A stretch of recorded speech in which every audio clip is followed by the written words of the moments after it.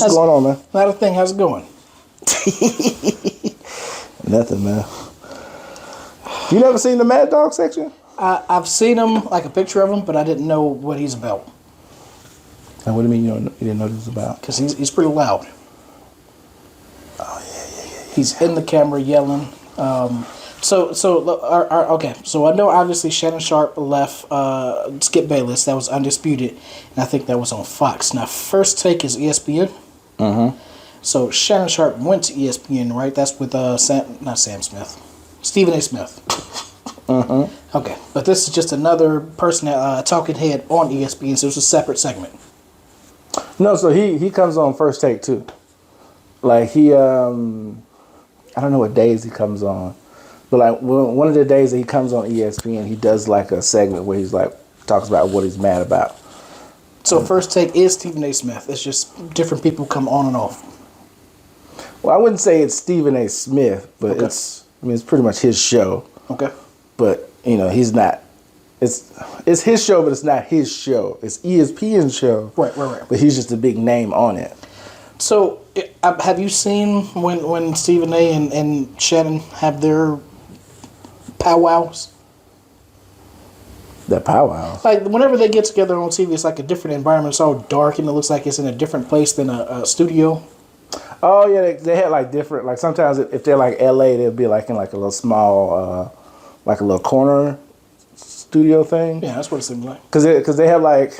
Now, this part I'm confused about. Okay. Because they have First Take on ESPN. Yeah. But then they have First Take for YouTube. Okay. But I don't know when they film that or how. I just know, like, sometimes, because I just watch the clips. I don't watch the full show. Yeah. So, like, sometimes I'll pull up a clip and it'll be a clip from the First Take show.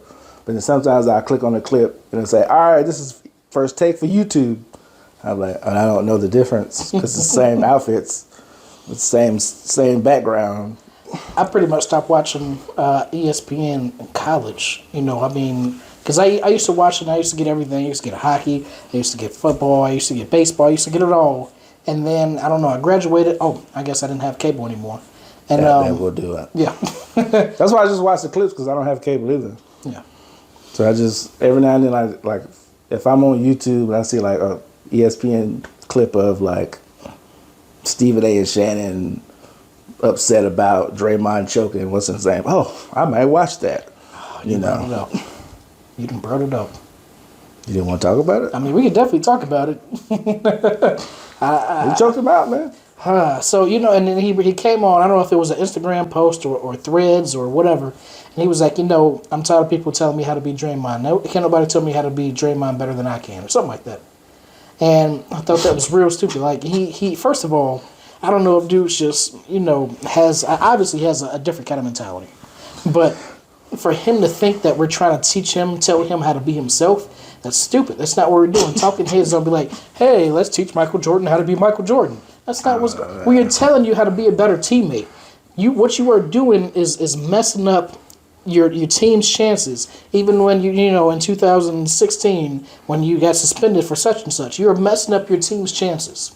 He's the bad boy of NBA though, man. And I guess he has 4 rings because of it. So it's like, how does he, how can he justify not doing it? I was like you said yourself, he got 4 rings. That being said, you can say that those 4 rings have come when he wasn't doing stupid stuff. But it's still like, but he's still Draymond, so he does. I don't know. It's hard to argue, but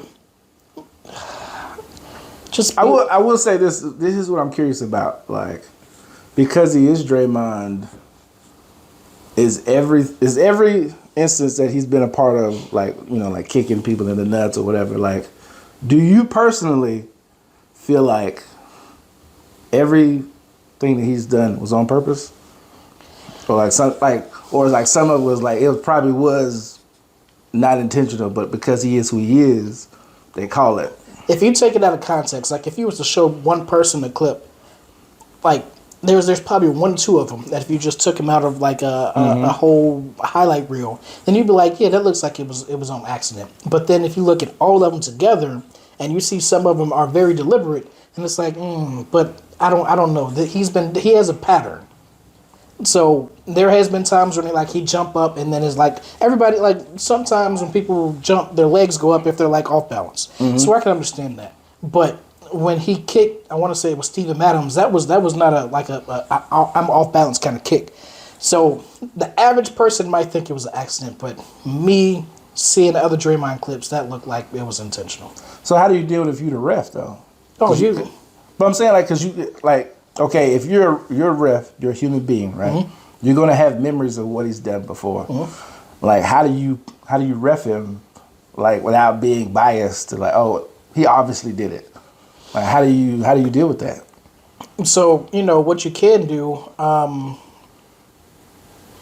I mean, it's a foul.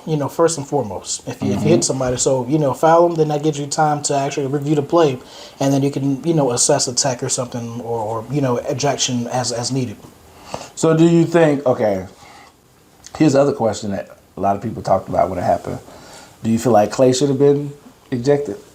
No, he got. Okay, shoot. I mean, I've seen the video so many times that I don't even remember what happened with Clay. I just remember him. So it started with like Clay and I want to say Clay and Rudy. It may have been Clay and no, it was Clay and somebody else. Yep. They got into a little altercation. I remember now. So then Rudy basically was essentially for it looked like Rudy was trying to separate him, but it looked I guess to Draymond as if he was attacking him. So then Draymond runs in, being the dark skinned brother he is. It was like no, baby boy chokehold. So no, I think both of them should have got attacked, and that may be what happened.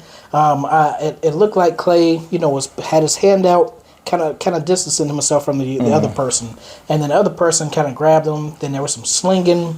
I know at one point Clay was slung, and then Clay did the sling. Wow.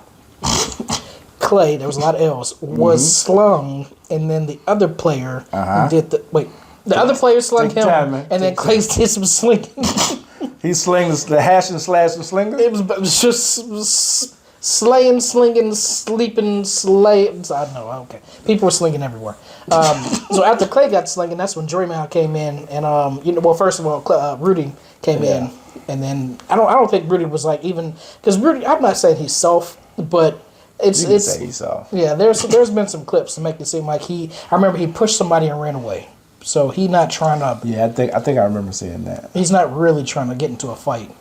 Well, a lot of people try to make it seem like Rudy had his hands around Clay's neck, but I didn't see that. So I remember, I want to say Steve Kerr said it at one point, and he might have been in the post interview. He did. Yeah, I don't. If he did, it was for a second, and it wasn't intentional. Yeah. He was trying to like probably get him off of the other player. That's what it looked like to me. And I don't think Draymond cared. Nah. Draymond said, "What's the movie? It's Friday After Next. Mike Epps, we got action." That's what he said. He was in the booth like, "We got action," and he took off. Yeah, based on I guess Draymond's history, because I don't remember anything that he's ever said about Rudy. But he was like, "I've been waiting my whole life for this. I'm about to lay it on. I'm risking it all. Big on big." Yeah. That's interesting. I mean, like I said, I didn't plan on talking about it, but since we brought it up, yeah. Since we're in the NBA, ballpark. Okay. How you feel about the tournament so far? Okay, I was going to talk about that. I've been very curious to hear your thoughts about this, James. To be honest, I have not really cared. I have not been paying attention. I know it's been on, a lot of the games have been on, not a lot of games, but HBO Max, most of their games have been in-season tournament games. Yeah, I think I watched the Warriors and Kings last night on HBO Max. Yep, and that should, I don't want to say surprise me, because the Warriors are just a mixed bag, but I really thought the Warriors were going to pull out on that one. Yeah, it came down to the wire. Yeah. So, again, I don't know if everybody said this, but some of the courts I don't really care for, just the Bulls is too much red. But as far as the actual games, I didn't think that they would care this much. And just seeing what happened with the Bulls and the Celtics, and then there was some other, I think it was one other game. The Knicks, and then obviously the Kings, the Sacramento Kings, it was on their mind too. But what happened with the Celtics and the Bulls is the Celtics was winning by like 20-something points. And then they started hacking Andre Drummond to put him at the foul line because they wanted to. They had to win by like a certain amount of points. I can't remember. Yeah, I think it was like 12 or something like that. It was more like 20. Oh, I just remember hearing somebody say something about like them needing 12 points. The Kings needed to win, but they needed to. If they lost, I think they needed to keep it within 12 points. That's why I've checked out on it. It's just too many point differentials, and Which I understand, but I did not think, and apparently the NBA did a great job because point differential, even though that is a stat, a metric, it's not one that necessarily is like really looked at.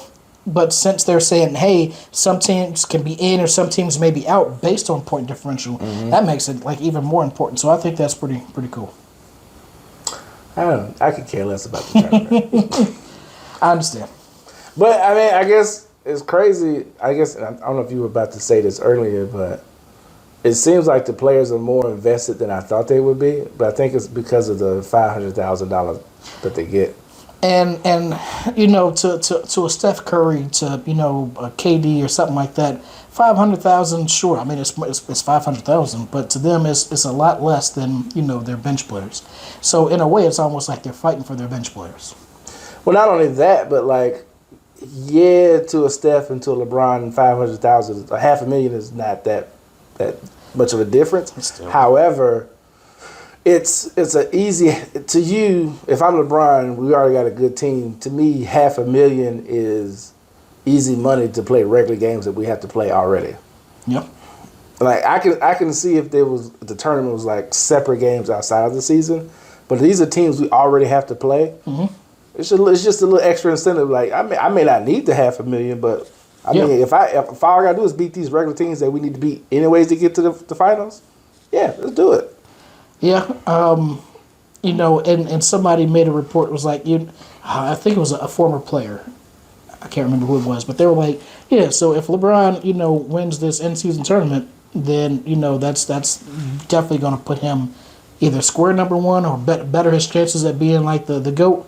I'm like, I don't think this is going to matter. Like, Jordan never had a chance to play for this. Yeah, that doesn't make any sense. And I'm not, you know, I don't know. You know, I mean, I'm not, obviously, I root for Jordan. From Chicago. It's what I grew up with. But this not going to change anything. That's like saying Melo has more rings than Jordan because he's won like 7 Olympic gold medals. Right. Or with that makes no sense. With the new Eastern Conference and Western Conference MVPs, like that wasn't a thing when Jordan. So no. if LeBron wins one, he's got, and I'm sure because you know there's a stat where. I know. So Darko Milicic, he was drafted number 2, I think it was, and he had won an NBA championship before LeBron and Carmelo. So that was like a stat. Was like, you know, Darko Milicic, who nobody really thought is great, has 1 ring compared to these other 2 bums that don't have any. I saw something the other day. Video. It's crazy you mentioned that. Like, what's the guy's name? Brian Scalabrine. Random white guy. That's what I'm gonna call him.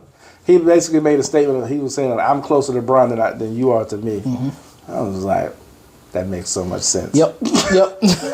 Like, cause I think we talked about that. So I was like, "Come on, man." And you know, when you think about it, there's like when Brian Scalabrine, just based on how many points he averaged, and then LeBron, there's like a big gap in between there. But one, if you see the video of him playing against anybody, like just a regular person, he looks unstoppable. To me, it's the equivalent of, let's see how I can put this. To me, it's the equivalent of me getting socked out by Green Arrow, but he's still on the same team with Superman. Yeah. Superman is Superman. Right. And Green Arrow is nothing compared to him, but I can't beat Green Arrow. Right. Like, that's like me. Like, man, I probably could take, no? Okay, all right. I just go back to my job now. Even Green Arrow with the 1 arm. Right, yeah. He's still, like, that's still even more Green impressive. Arrow. Yeah. I don't lose track of all DC stuff. I don't know what's going on over there at all. Not the movie stuff, but the comics. Like, I used to somewhat keep up. What's up? So, what you gonna say? I was gonna say I used to somewhat keep up, but I don't know. Anyway. No, I'm done. I just watched Blue Beetle. Oh, what did you think? I liked it. Okay. I actually cried. You cried. I did. When the family. person. It was the family. Yeah. I thought it was corny, cheesy, with the grandma, which, I can understand how that could be, but it's like, George Lopez was. He was a bit much at times. Yeah. But pretty much it was, one, the villain was crap. And then two, it was just hey, I'm learning the suit the whole movie. But it was not as bad as I thought it was going to be. I don't think the villain was crap per se. And maybe this is me giving it a pass because I had a good time with the movie. But I feel like, okay, the way I look at it is, because it is an origin movie at the end of the day, I looked at the villain as like, not necessarily compelling wise, but like, I put him on the same level as Iron Man's villain. Yep. Villain, like, as far as like his connection to Iron Man, that was it was very compelling because it made sense. But once he became like the villain as far as like the fighting, this is generic. Another guy in a suit fighting a guy in a suit. Yeah. So I didn't really care. That's what I was gonna say. I think I think we've moved past what this movie is that, we're retreading what Iron Man did in 2008. I mean, basically, but even with that, it's like if you compare it to that, Iron Man at the time, people liked it, but I think it grew once the MCU grew. So given, where DC, whatever it is, EU or U, whatever, can become, we could probably look back at Blue Beetle and be like, oh man, it's a lot better than I thought it was. I hear you. I still don't, I mean, I know what you're saying. I still don't see this as the beginning of the new era, but... Oh, and I ain't talking about like that. I'm talking about just like, not saying that this is the beginning, but just, not because I see what you're saying, because Iron Man was like basically, well, outside of Blade. But like Iron Man was like the beginning of the MCU. I'm talking about just as far as like quality of the movie, like looking back, like, oh, because maybe some things pay off down the line. Oh man, that was, hey, I like that a lot better. Because the reason why I say that, because like when I first watched the first Captain America, it's all right. But then when I go back and watch it now, it's gained a little, like, okay, it's not as bad. It's still not, but it's not as horrible as I thought it was. Maybe I have to give it another chance, because I said I would never watch that movie again. So just based on, well, no, now it's not a good, well, I don't know, because we're in a time where, MCU movies are trash. So it's like, is now a good time to go watch a movie I thought was trash, or should I wait till other movies are good and then go watch a movie that was? I think now is probably the best time. It's crazy you mention it, because what's funny is, and this is crazy. I feel like with the MCU, the bar is set so high. And maybe it's because of probably budgets, because the Marvels cost like 200 something whatever to make, and only made like whatever it made, like 50, 70. I don't know what it made, right? It didn't make its money back, let's just say that. Yeah. The crazy thing about it is, like, for a movie to come out and make 50 to 60 million in opening weekend, like that's a lot for some movies. Right. But it's like, Marvel's like, oh, we only made 70 million. That's it? All right, Brie Larson, you've been relieved of duty. You only made 70? Let me get 70 Some million. movies are like, I wish I could make 70 million. Man, if I can make a movie on like a $10,000 budget, $50,000 budget, and get 1 million. Shoot. That's what I'm saying. Like, but like, because it's a Marvel movie and because the budget was so much, it's kind of like, you sucked. Didn't do what you're supposed to do. Just based on what you have done. Because the crazy thing about it was, like, even though like it bombed compared to like Marvel movies in the budget wise, it was still like #1 in the box office when it came out. But that's what I'm saying. Like, it depends on what the perspective you look at. Like, it's compared to other movies, it was #1, but then compared to other Marvel movies and you compare it against the budget, it was a flop. It's like, that's crazy. I guess it's going to be the day, the episode where you get all your Marvel news. And if you're a Marvel fan, you probably already know this news. But I was going to ask, did you hear that Tom Hardy said that this might be the last Venom movie? At least that he said. I think they're about to start filming too. Yeah, and I'm like, we're okay with that. Like, I'm okay with that. Like I think Venom needs to be reworked, a new visual, a new direction. Not necessarily like visual, but a new person that's over it. And sure, it does fine, but I think it's more because Spider-Man adjacent. And then I was going to ask you, do you think it didn't do as well as it could because they had to? It's almost like they had to work themselves around not having Spider-Man in it. Yeah. So the first movie, obviously we're interested as Venom. Mm-hmm. And the second movie, even though we didn't care for the first one, I know some people did, but maybe it wasn't. I thought it was fun. But then Carnage, so you have this level of expectation. It's like, okay, I'm going to give it another chance. So I don't know what they're going to do with the third one, if they're going to have him fight Spider-Man.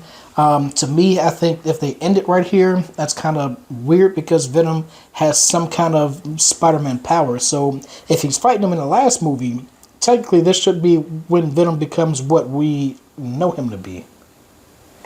I don't know. So now that I think about it, maybe this will be the last Tom Hardy Venom. Okay. I was going to say maybe this is when he fights Andrew Garfield or somebody. And then this is when, okay. This is what, because I was thinking, I'll just wait for you to put it together. Because I was thinking, I was about to say, no, Tom Holland, he's already had the suit, but that was Tom Holland. Mm-hmm. Thank you, Tobey Maguire. So many Spider-Mans. Tobey Maguire has already had the suit, so we don't need to make him get it. So Andrew Garfield, supposedly, I'm not saying this is what happens. I know I said this was news. This is not news. Andrew Garfield fights Tom Hardy Venom, and for some reason, the Venom suit gets on Andrew Garfield, and then Tom Hardy's out the picture. I don't know why that would happen, what you would write in a story to make that happen, but then Andrew Garfield goes for in the Sony universe as Spider-Man, and then he sheds the suit at some point, and then whoever gets the suit now, maybe it's Flash Thompson, because Agent Venom, we making stuff happen, and then he has like the spider powers in there. It's a lot to follow, James. But, I mean, it makes sense. To me, it makes sense. All I see is just a picture of you sitting in a wheelchair like Madam Web. Oh, we don't need to talk about that. I just, at this point, I don't care. I don't blame you. I think we need a break from superhero movies. Oh no, I'm not talking about that. I'm talking about the Venom. Like, I don't care. Like, I'll watch the third one, depending on what the trailer looks like and all that. Like, I don't. Me personally, I don't have superhero fatigue. Okay. I just, if I like a movie, I like it. If I don't like it, I don't like it. But like, because the crazy thing about it is like everybody. Granted, I know this is not the best example. But everybody's talking about superhero fatigue, but then Guardians 3 came out, everybody's like, oh, we love it. So is it really fatigue, or is it just you just tired of having bad movies? That's what I was going to say. So I don't think I have superhero fatigue. Like, I don't think I have once ever said superhero fatigue. And I'm not saying that that's what you were saying. But I think the reason that we need a break, and it's not that the consumer needs a break. I think the people who are making these movies need a break because they need to start focusing on quality. And while sure, Marvel has one movie coming out next year, it does seem like they're focusing more on quality, but Sony maybe needs to dial it back and focus more on quality. Whoever, I know it's like Avi Arad, and then there's a woman. Like, those two people have been in charge of the superhero movies in Sony since like the original Spider-Man. So you mean to tell me, James, you James, you are not wanting to see Morbius and Vulture together? Not the Morbius and Vultures that we've had. You don't want to see them together? No. I need you to go back to the drawing board. The team? I need you to take it back to the drawing board and make it make sense. Make it make sense. That's what we need. I watched No Way Home because I went home for Thanksgiving, which we'll talk about that. But like, I watched No Way Home while I was home. It still hits. Like, it still was like, there's still some decisions that I don't agree with. There's still some things I don't understand, i.e. magic portals for people who don't have magic. But that's neither here nor there. But as a movie, it still is like, this is a good movie, man. It's definitely, I enjoyed it a lot more than the other two Spider-Man. And I said the other two Spider-Man were okay. I would classify No Way Home as good. But my only question is it riding that nostalgia wave real hard, though? Yes, and when I first watched it, I was one of those people that was like, this isn't as good as, and I guess still feel that way. It's not as good as other people say it is. Mm-hmm. I still think it's good, but yes, like you said, it's relying too much on the nostalgia. Because the reason why I say that, because like, even though the movie still hits to me, like, I still like it. Mm-hmm. Like, I was just sitting, as I was saying it, I was sitting there thinking, I was like, the highlights of the movie one of the biggest highlights of the movie to me is just the scene where they're sitting around talking, the three Spider-Men, like, oh man, crack my back, hey man, you're amazing. Oh, like just that scene alone is like, man, this is great. But like that has nothing to do with the plot of the actual movie. Yeah, that like the whole point of that, and then when they were sitting there in the science lab, they were just saying, Yeah. They were just like, hey, you remember this happened in the other movie? You remember this happened in the other movie? So him falling off the, his back was, you know.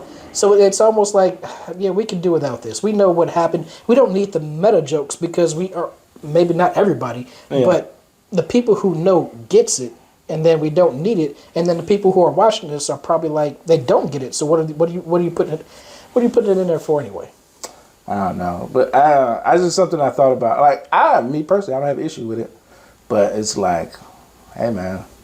Also, and I don't know if this is just a coincidence thing, but do you feel like, and this is not Marvel or DC or whatever, it just feels like everybody now has some type of multiverse or something. Yeah, and the fact, well, I was going to say universe. So you said multiverse. So universe, definitely. Because, the dark universe with the mummy and all that stuff, they were trying to make that happen. So multiverse. Obviously, Spider-Man is doing it. You got everything, whatever, always. Right? You got the Santa Clauses where they have different, well, it's not really multiverses. This is like different past and present things. So Yeah. It's not really but it's different versions of something. It was something else that's not MC or DC that I think I just watched. I saw a trailer for it and was just like, they got a multiverse. I was like, does everybody just have multiverses now? Invincible. Yes. Yep. I mean, granted, I know that was probably it from the comics, so it was already written. But it's just like, that's why I said maybe it's coincidence because everything is coming out now at the same time. But it's like, yep. That's just let's do it all at the same time. Ride that wave together, and if we all go down, we all go down together. Because it's family over nothing. I guess so. Family. Now that's a multiverses I would watch. Who would be the alternate Vin Diesel? Don Toretto, whatever you want to call it. This is stupid because he's already in the universe. My first option is going to say The Rock, but he's already there. Okay. I had to get back to you on that one. Because I'm not asked this the political correct way. Yep. But like, what is? I don't know. What is Dom? I don't know. Is he black? Toretto, white? Toretto sounds like Italian-ish. I don't know what he is. what is he? And then, okay, so his sister's Mia. That doesn't help. That sounds Spanish. I think she is Spanish. Maybe is Toretto Spanish? No. I don't know, James. I think he's purposely ambiguous so he can be anybody you want him to be when you watch the movie. Okay, so Vin Diesel is obviously a fake name because I know I've seen him with hair before, and you said Vin. Oh, you're talking about Vin Diesel is not his real. Yeah, I don't think it's his real name. Yeah. No. How did you pick that? VIN number Diesel. If that's what it is. He was destined for this role. Listen, Jay. Either way it go, I just don't know what he is. Mark Sinclair is his name. But what is his nationality though? Okay, give me a second. I'm gonna say Guatemalan. That's probably not there. I'm just throwing something out there. Astrologer. Okay. He was born. That's all you need to know. His white mother, an adoptive. Okay, so he's half white. Okay.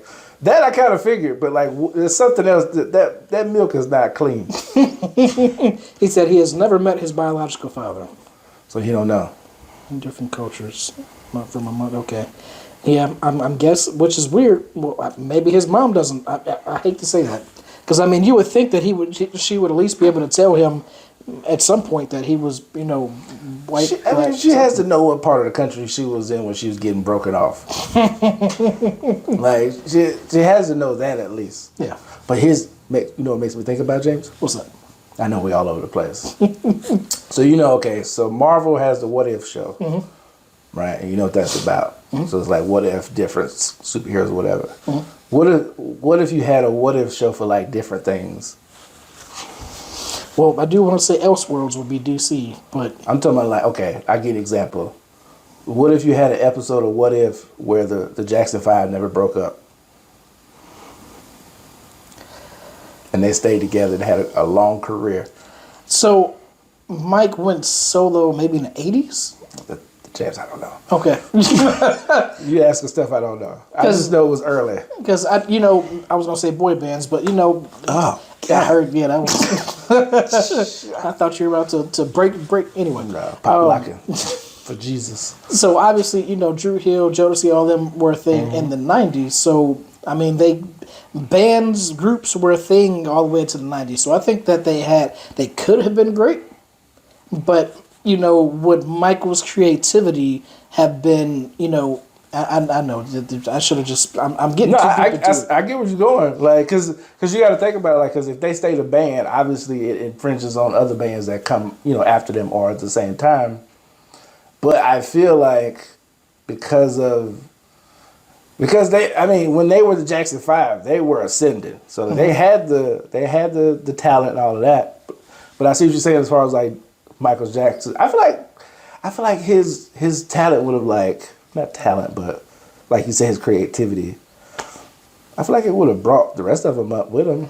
But I want to say, I don't know this for a fact, but I want to say he's the youngest. So how much say? No, he wasn't the youngest. Okay. How much say would he have? Like if he's like, hey, I think we should do it this way. Well, I'm the oldest, or I have more sway because I'm more. How much would he be drowned out? Is what I'm. I just don't know, and that could be why he decided to go out on his own. I just wasn't alive back then. I mean, I just threw it out there as an example because I feel like you can do what if for like multiple things. Like, let's say, maybe you can correct me if I'm wrong. Like, so Peyton Manning. I'm sorry. I'm gonna jump in real quick. What's it? Michael Jackson probably would still be black if he. I thought about that. Yeah. He probably still would be. And probably some other people would be on drugs. Okay, Peyton Manning. So I think Peyton Manning got drafted to a team and then he got traded like the day after. Like, what if he stayed with that team after he got drafted? Same with Kobe. Because I'm about to say the same thing happened with Kobe too. Like, what if there's a world out there where he never got traded to the Lakers? So obviously he wouldn't have 5 rings. That is number one. How do you know? Because he was on the Charlotte Hornets, and the Charlotte Hornets have never been. They did better when they were in the 90s. But you don't know what talent would have came after because of Kobe being there. I'm not saying he would have 5, but maybe he gets 1. Just based on the history, like it's not like the Charlotte Hornets they've never had somebody to Kobe's caliber. But I think he would have eventually asked for a trade, and it may have been LA, it may have been somewhere else, but I don't think he would have stayed there his whole career. The only reason I mention it is because like you got to look at it from this perspective. Okay, so if Kobe stays with Charlotte, right?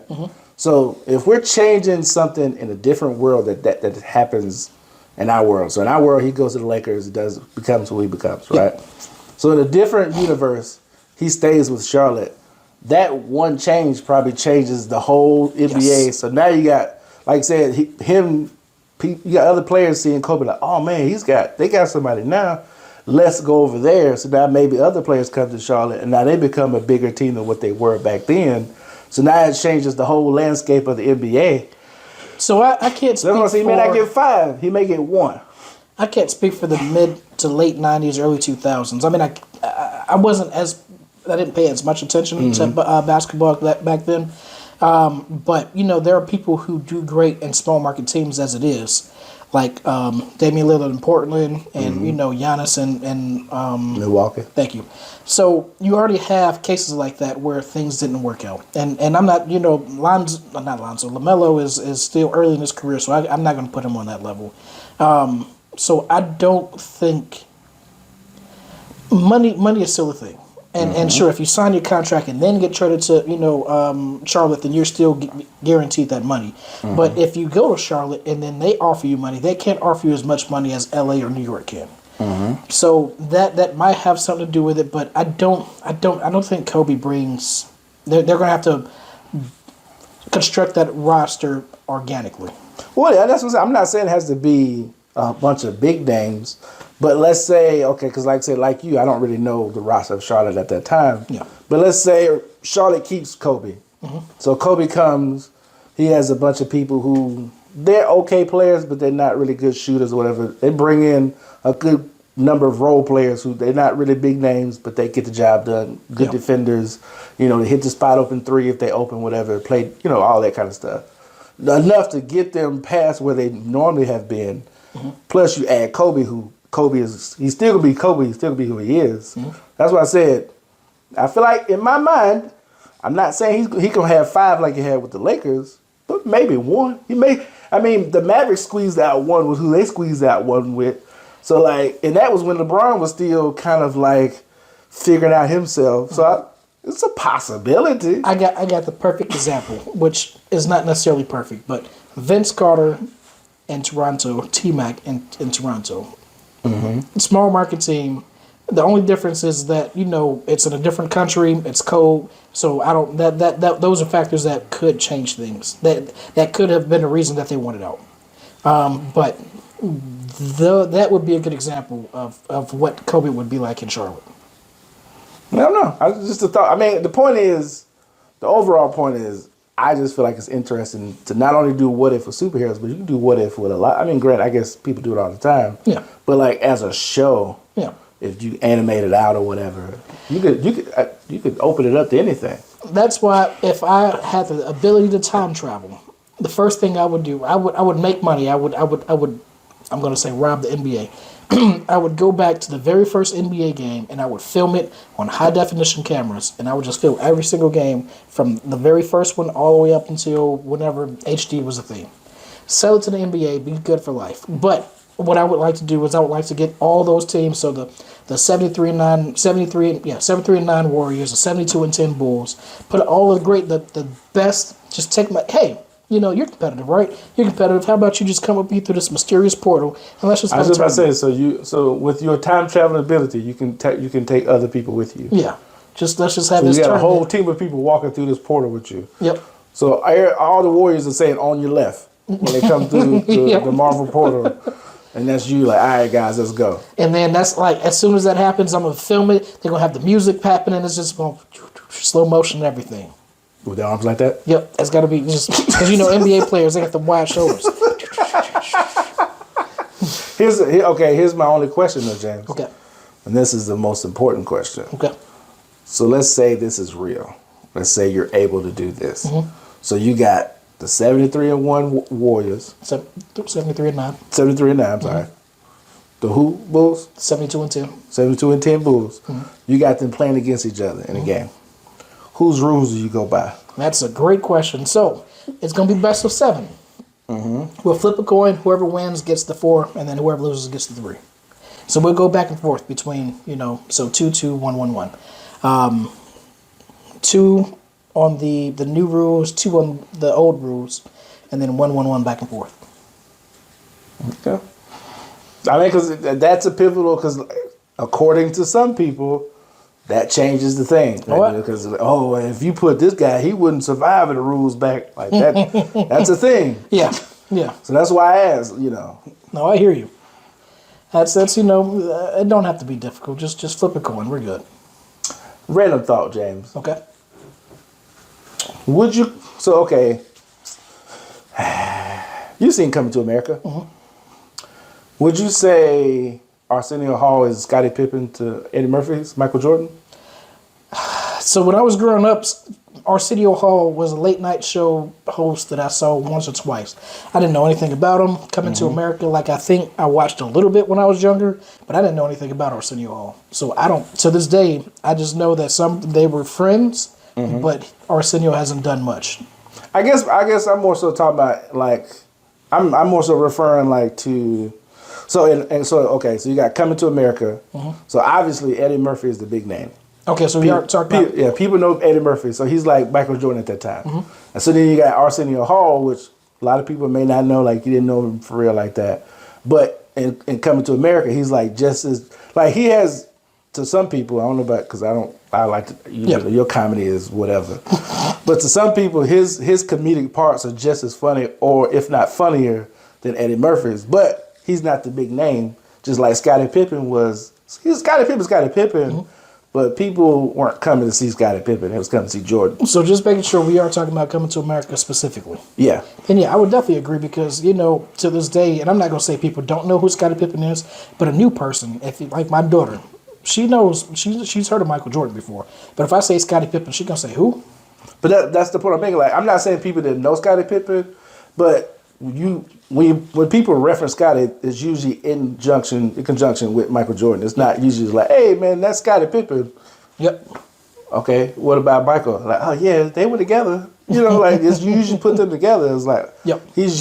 Scottie Pippen is used as like he's like the quintessential number 2 guy. Yeah. Even though his skills are that, I mean, he's still a great player because he still led the Bulls to the playoffs when Michael left. Mm-hmm. But still, when you think of a number 2 guy, it's Scottie Pippen.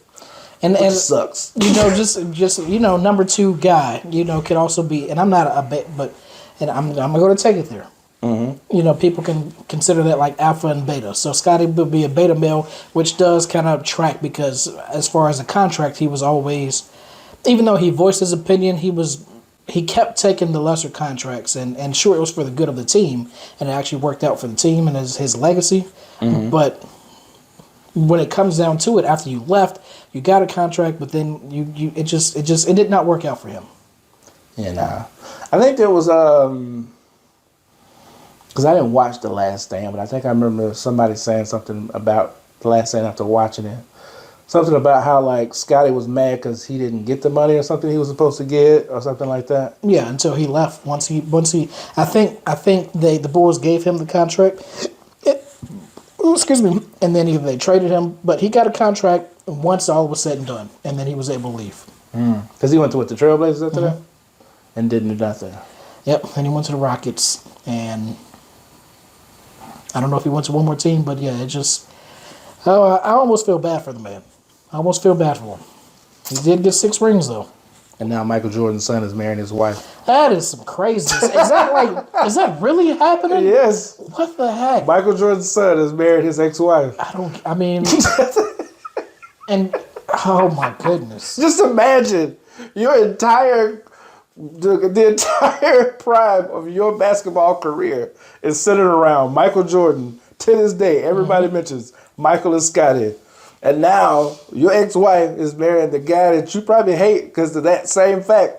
His son is marrying your ex-wife. I'm trying to think of it from the son's point of view. It's the only thing I can think of. I don't think the son really cares for her. He's just like, he's attractive. I mean, she's an attractive woman, James. Okay, so lip fillers really turn me off. Like and I think she have lip fillers. I didn't look that closely. All I looked to see was if she had lips. Yeah, I think she has lip fillers. Yeah. But otherwise, I mean, yeah, she's attractive. But so I guess so. I mean, he's a young guy. He's got name recognition. It's almost like. I don't know what kind of personality he has. I feel like he can get almost any woman he wants. He probably could. And it's like, how do you, older, I don't want to say worn out, but I'm going to say it, Well, it depends on if you believe the rumor, though. What's that? The rumor about Scottie Pippen's ex-wife?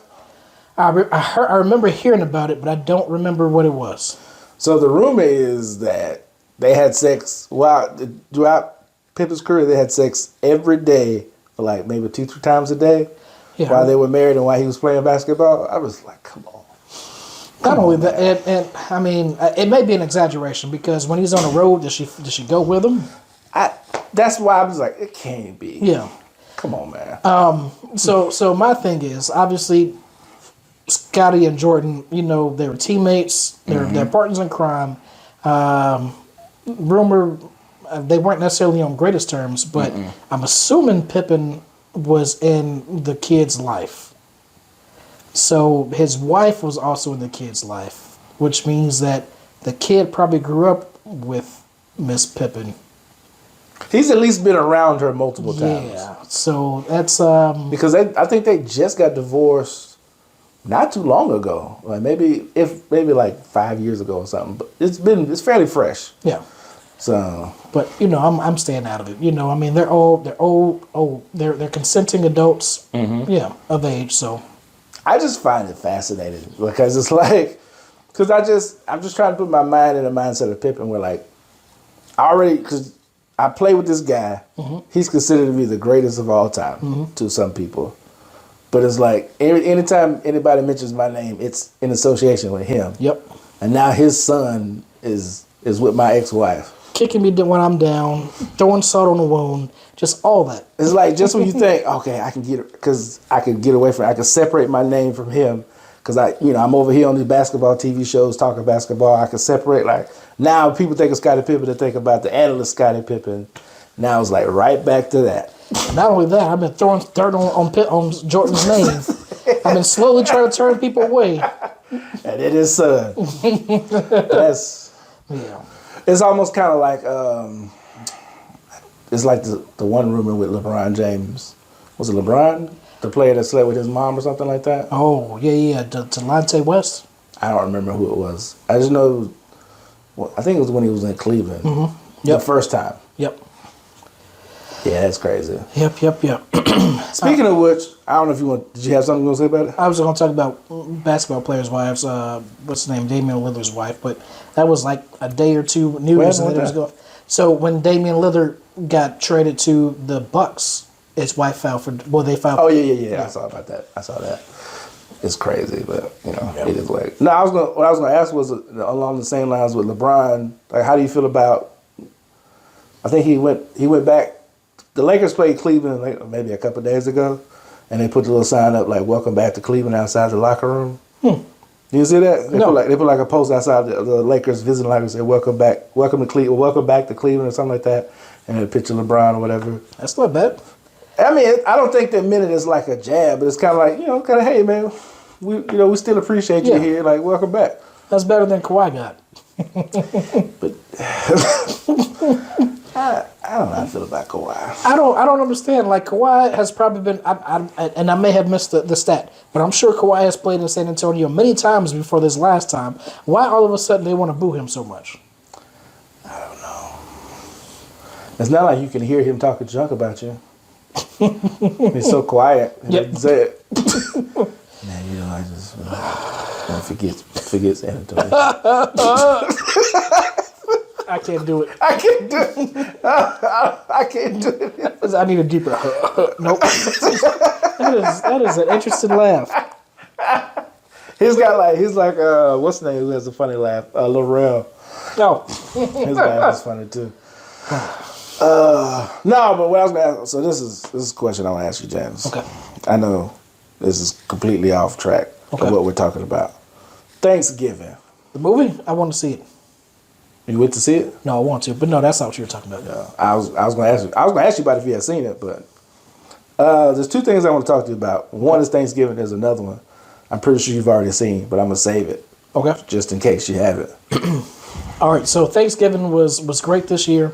Me and my daughter originally were making food, and then her cousins wanted to come over and taste the food. So we were already out. What did y'all make?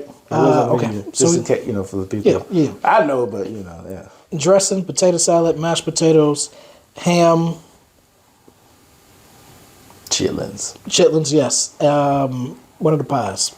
Sweet potato? No, the other one. Pumpkin pie. Pumpkin? Okay. You made it or bought it? Made it. And then made pumpkin pie? Mm-hmm. Oh. Okay, I got questions, but I'm going to let you go where you want to go with it. And then, so my mom wanted to make the cranberry sauce, so she came over, after the kids came over, made the cranberry sauce, and it was actually not bad. She made it from scratch, by the way. Okay. Yeah, so it was good. The ham, it was my first time, and I learned some lessons. So you told me you messed it up, but you didn't tell me how. Okay, so everything I had got recipes off the internet, and I did specify black recipes. Okay. So they were telling me how to make a glaze, and the glaze that I made was more goopy than it was liquidy. And one of the things that I forgot to do was add cornstarch to it, which, I don't know how good or bad that is. But the reason, I guess, that it wasn't as liquidy is maybe because I didn't put enough pineapple and cherry sauce in there. And I could have put more. Like, as I was doing it, I was thinking, like, I probably should have put more. But I was thinking that once you put it in the oven, the heat would kind of, like, make it liquefy more. And that's that's not what happened. No, it congealed it. Yeah, it was, I had to scrape all of it off. So, did it at least taste good? So the ham bite, so first of all, I want to say the kids were great sports. They enjoyed the ham before I scraped it off, and they enjoyed the ham after. Okay. Was it a big ham, small ham? It was, I don't know, I think it was big. Yeah. Okay. Yeah. So this is pumpkin pie. Yes. So I've never, for the record, I like pumpkin pie. If I had to choose between pumpkin and sweet potato, I'm going to choose sweet potato. That's what I do. But I would, like if somebody gave me a slice of pumpkin pie, I'm not going to get upset because they gave me pumpkin pie. But I say that to say this: I have never had a pumpkin pie. I've always bought pumpkin pie. Never had a pumpkin pie that was made from scratch. Yeah. So how did you make a pumpkin pie, James? So first of all, I want to say that, I have learned a lot about, and maybe it's Southern, because, shoot, in Chicago, anyway, so Southern people are very picky. I never heard about people, not wanting their food to touch until I got down here. There's so much. And, I used to be one of them people. And up there, everybody eats chitlins. And then I get down here and it's like, you got to find, like, everybody don't eat chitlins down here. Which is weird because it's a Southern thing. Like, you would think that it'd be the opposite. People up north would be like, yeah, you eat, Yeah. But, all right, so that being said, I have never, like, if you give me a sweet potato pie, a slice of sweet potato pie, and a slice of pumpkin pie, and I eat one, I eat the other, I can't tell the difference. And I know one tastes like pumpkin and one doesn't, but it's like, to me, I guess my taste buds, maybe I just haven't cared enough. So, doing it from scratch. We did buy a can of pumpkin pie puree. So we didn't take a pumpkin and scoop it up. Okay. But otherwise, as far as adding sugars and nutmeg and all this other stuff, put the pumpkin puree into a bowl, added all, like when I added the sugar, I was like, there's more sugar in here than there is, but once I started adding the other stuff, then it all made sense. I got you. And then once you put it in the oven and taking it out, when I ate it, it wasn't like extra sweet like I thought it would be. It actually turned out pretty good. So it was one can was apparently enough for 2 pies. One of them, both of the crusts were the same. One of the crusts came out perfect. It was just fine. And then the other one, for some reason, it stuck to the pan more. But I had them both in there at the same. So that was very weird. But it's probably because I know sometimes I don't know how old the oven is, but like sometimes ovens get unbalanced or whatever. That makes sense. So that makes sense. I don't know what causes that to happen because I know like my grandmother's oven was like that. So like we would have to kind of adjust how we bake stuff. Like sometimes this was like you sit something close to the front and this may go towards the back or like however you did it. I don't know. Yeah. So. One thing, if we, I haven't asked my daughter if we're going to do it again next year. I hope we do. But if we do, I am not doing chitlins again. And it's not because I didn't like it. But we spent more time cleaning them chitlins than we did anything else. And it wasn't worth it to me. Yeah. It's a lot. It takes a lot of... Because if you... Listen, you need to clean them. Because if you don't clean them well... I know. My girlfriend let me know. Hey, listen, James. I have had some that work clean well. What let you know? Just because of the smell? Taste. The taste. Taste and smell. What did it taste like? I can't explain it. It's just because it's not necessarily doo-doo, but like you can taste it's something still there, and it's like okay, this is something didn't get cooked all the way out. So it's like it's not like a you can't eat it taste. It's more so like as soon as you taste like it's something. You eat something, you try to figure out what that flavor is. It's like that. So it's like what is. It's something I don't. So chitlins, whenever I eat them, they don't smell. They have a distinctive smell. It's like the smell doesn't completely go away. No, it doesn't. But it's still kind of there, but it's not as strong. No. Yeah. I'm just for me, chitlins was a thing where like I only ate them because it was on my plate when I was young. But then as I got older and I tried it, I was like, I don't have to have this. And then too, like I don't really like hot sauce like that, and so like everybody who ate them around me, like they were just. So it's like you eat more hot sauce than you are chitlins. Like, do you actually like the taste of chitlins? Or so I'm just like, So then when I had it without that, I was like, it's not good. In Chicago, my cousins, they'll put hot sauce on cereal if they could. They didn't, but I'm just saying that's how much they. I was just having a picture of hot sauce going to the cereal. Yeah. They put hot sauce on everything. It's it's a commercial, ain't it? Hmm? You never seen the commercial? The hot sauce commercial? They got one with Peyton Manning. It's like it's a brand of hot sauce. I can't remember I can't think of the brand. But in the commercial, it was like such and such hot sauce. I put that shit on everything. You ever see that, James? Come on, there's so many commercials about it. Okay. So I'm gonna have to look it up. So I'll show you when we're done. It's so many. How was your Thanksgiving? Glad you asked, James. Okay. Glad you asked. I feel like you've been holding this in. James, where do you want to start? Oh, I mean, don't get yourself and don't incriminate yourself. No, it's not that. I'm saying like you want to go from the beginning. You want to just jump in. You want the full story? Yeah, let's from the beginning, or you want the highlights? I was gonna say I don't need. Yeah, let's go from the beginning. Let's go from the beginning. We got time. Okay. So, my mom's not gonna watch this. So I get ready to leave Wednesday to go down, right? Mm-hmm. So my mom calls me. I'm probably almost in Birmingham or get ready to come out of Birmingham. Mm-hmm. So she calls me and she asked me where I was. I told her. So she was like, hey, you just taking your time, ain't you? I was like, well, I'm just driving. She's like, oh, so you just going to waste up the day so that way you just lay around and eat and then not help me with nothing. I was like, what? Why do you think that? You know what? I ran out of gas. I'm going to just stay at home. I was already in Birmingham, Jay. I gotta go now. Yeah, I know. So I was like, that already. I was like, this is gonna be interesting. So so I get there. So Thanksgiving Day, the actual day, so I'm leaving Huntsville. I gotta drive 5 hours to go home. Mm-hmm. So we eating Thanksgiving. We got invited to this friend's house in Montgomery. Okay. So 5 hours to get home Wednesday. Thursday morning, we're leaving at 10 to go to Montgomery, which is 2 hours back. So then once we get done with that, we go 2 hours back home.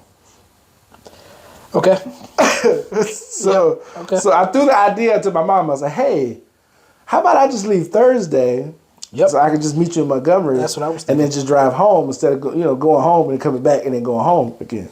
Nah, I need you to come in Wednesday to help me with some stuff. All right, cool. So I do that. That's fine. That's mom. I love my mom. I do anything for her. So I did that. So we go to the friend's house in Montgomery. Had a great time. I had some bourbon. I drank that on the rocks. Good time. Guy showed us his 3,000 channels or whatever. Yeah, 3,000. He has Spectrum for like basic cable.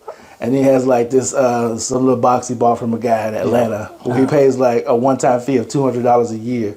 He's like 3,000 channels. I've seen stuff like that. You're not even gonna watch 20 of them. It's crazy you say that because his wife was like, we got all these channels and all I watch is Tubi. Yep. I was like, don't even watch any of the channels. I was like, okay, all right, cool. But needless to say, they were great hosts. Had a great time with them. He showed me his little upstairs room where he gets away, when his wife gets to talking too much. He's like, I come up here. We even exchange numbers. He's a cool dude. Mm-hmm. Cool dude. He said he come to Huntsville, not Huntsville, comes to Birmingham sometimes to go fishing. He's like, sometimes he'll come up to Huntsville. I was like, hey, hit me up. Older couple, whatever. Okay. But he cool dude. We was watching the football games and all that kind of stuff. So we had that. That was a cool time. There was a lady there. James. Oh, shoot. There was this lady, man. We were talking. She probably ain't gonna watch this either. We were talking, right? So we all sit around the table eating. Mm-hmm. So I'm eating, they have it like, first I got my first plate. We all eating our first plate. I'm sitting down. Nobody's talking about anything. So I get up to go get a second plate. I come back. They're in a full-fledged conversation about like the economics of the world and religion and all this kind of stuff. I don't know how we got it. I don't know how they got into it. But I missed it somehow. Okay. So I get back, I'm eating my food. I'm like, oh man, I'm listening. I'm chiming in. I'm throwing my comments here and there. So the lady starts talking. So I'm like, oh man, some good food. She's like, yeah, this is. I'm not saying verbatim what she said because I don't remember, but I'm just gonna just brace myself. Yeah. So she was like, yeah, man, and the Liberians and the Jamaicans and then such and such. And, I started this church with a female pastor, and then I got stabbed in the head. I'm like, whoa. What? That's just casual conversation.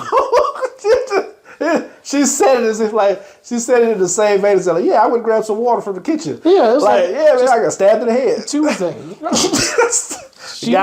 Guy was hiding under the organ at the church. And it turns out it was somebody I knew. I was like, what? When I tell you, I almost spit the dressing out my mouth because it caught me off guard. I was like, yeah, man. I have questions. I had so many, but she sped past it, and the conversation kept going. Dang it, Larry, I couldn't go back, James. I couldn't go back. Okay, I wanted to go back, but I couldn't. I wanted to know where, how deep, with what knife.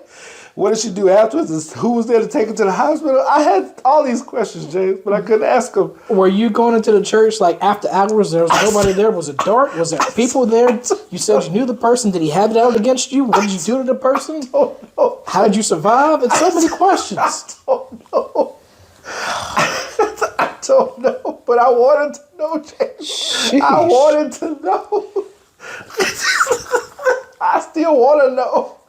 I don't know. So that happens. So whatever. So then they had the conversation. We get ready to leave. We go home. It's all cool. So the next day, Friday. So okay. There's more. Oh, it's not so much more, but it's a little bit. So my uncle shows up, right? So he comes over. Oh no, I take that. I'm sorry, because my mom cooked Wednesday and then she cooked Thursday morning, and so he showed up to get a plate before because he didn't come to Montgomery with us. He just came and got a plate at the house and left. Okay. So he pulls up at the house. So he had bought this old car. It was like an old '83 Oldsmobile, okay, whatever. So he pulls to the house. He comes in. He's like, "Hey, Larry, what's up?" Like, "Hey, what's going on, man?" So I just call him Chris. I don't really call him Uncle. Like, "What up, Chris? How you doing?" "No, man. Hey, you need you one of them cars. This is a boss car. That's a boss car. When you pull up, boss, boss." Sir, you are holding on to something. He's like, that's a. I ain't even cranked it up yet. Let's do it. Boss. He must be in his midlife crisis stage. I don't know, man. The crazy part about it is he got the car. He's in love with it. It's a nice car. Mm-hmm. I can see what it looks like once he get really painted up and all that kind of stuff. But apparently it's broke out on him a couple of times, and my mom had to go pick him up. But that's neither here nor there. You don't sound like a boss. It's a boss car, James. Sister. I just know he just kept saying boss. I was like, okay, man, whatever. So we go back to Friday. Okay. So he comes over. We end up watching Equalizer 3 together. I'm sorry, I got to backtrack. Okay. So Thursday night. Yes. Okay. Don't ask. Thursday night. Yep. So we get back. We're at the house, right? So my mom's in the kitchen. So let's say there's a door to your left where the wall is. Mm-hmm. So she walks, because that's the kitchen right there. She walks in. We're in the living room. She walks in the kitchen from the living room. I'm sitting where you are, kind of a little bit further to the left. Mm-hmm. So I'm facing the TV. I'm just scrolling on Instagram. And, oh man, it's Instagram. I see a little Instagram model. Okay, yep. double tap. Here come my mom walking behind me. Here we go. What you be looking at? You looking at you? When you look at that porn, you watch porn, man.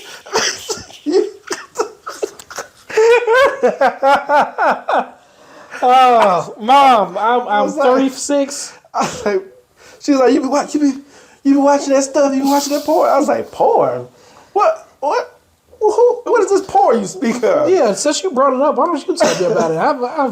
Yeah, she leaves. She walks back to the kitchen, gets quiet, and she comes back. You still saved? Oh my goodness! I was like, yeah. I mean, That's a legitimate question to ask, but no, not like because of I you. get what you're saying. Yeah. This goes away, comes back. You still know who God is? That's mom's. Because my mom, She do the same thing. she will. Like I won't put it past her, but it's like sometimes I just want to be like, hey mom, can we talk about like stuff? Hey man, it's because I mean, I've said it before. I love my mom. Yeah. I do. So, also, I've forgotten how much I hate watching movies with my mom. I despise it. So I know how it was with my grandma. How was it with your mom? So, okay. I'm not going to get up and demonstrate it. Okay. But I'm just going to paint it. I'm going to try to paint the picture the best way I can. I think you might have told me this, but go ahead. So just imagine you and me, you're sitting here watching the movie, and like my mom is in the kitchen. Because it's not open, it's a wall. It's like we don't have the open floor plan or nothing like that. So there's a wall and it's just a doorway. So she's in the kitchen doing whatever. Like when I get home Wednesday. Oh man, put on the movie, whatever. So I find a little movie I put on. I can't remember what I put on, whatever. So I'm watching the movie. It's pretty good. I'm getting into it. All I hear from the kitchen is, "Who is that? What are you doing?" Okay. What? Who was that? What they say? They fighting? That they killed him? What happened? Why is she doing that? That's not what I thought you. Okay. Like, you can come watch. I now have to watch the movie, process it, and then tell it to her And narrate it. as I'm watching. It's like I can't. I don't know. I don't know. I'm still watching it. So I hate that, James. I remember we took my grandma to a movie, and it was a movie that none of us had seen before. We were little, and I remember my grandma was like, "Who was that? What they doing?"